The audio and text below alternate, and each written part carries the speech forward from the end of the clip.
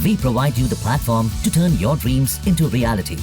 Give wings to your aspirations with KR Mangalam University. मानव इतिहास में अमूमन युद्ध जमीन के टुकड़ों के लिए लड़े जाते रहे हैं। कभी पाकिस्तान तो कभी चीन।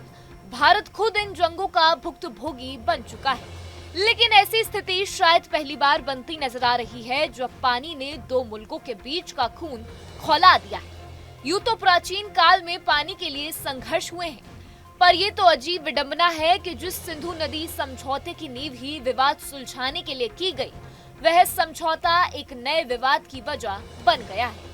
ऐसे में क्या सिंधु नदी भारत और पाकिस्तान को दुनिया के पहले वाटर वॉर के मुहाने पर ले आई है?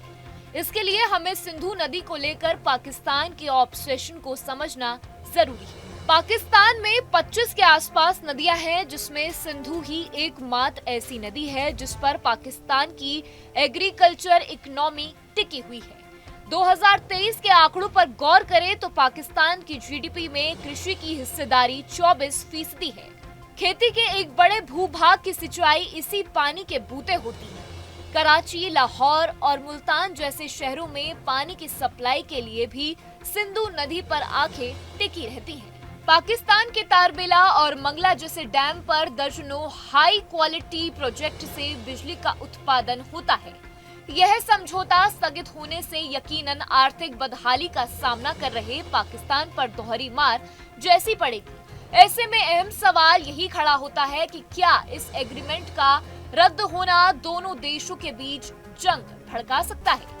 सिंधु नदी का पानी को लेकर भारत और पाकिस्तान के बीच संभावित युद्ध की बात वरिष्ठ पत्रकार अब्दुल वहीब अपनी किताब water politics in south Asia, a critic of Indus water treaty 1960 में कर चुके हैं। वह कहते हैं कि दिसंबर 2001 में भारतीय संसद पर हुए आतंकी हमले के बाद भारत ने सिंधु नदी समझौते से पीछे हटने पर विचार किया था, लेकिन उस समय पाकिस्तान ने कड़े तेवर दिखाते हुए कहा था कि अगर भारत ने सिंधु नदी का पानी रोका तो परमाणु हथियारों का इस्तेमाल किया जाएगा।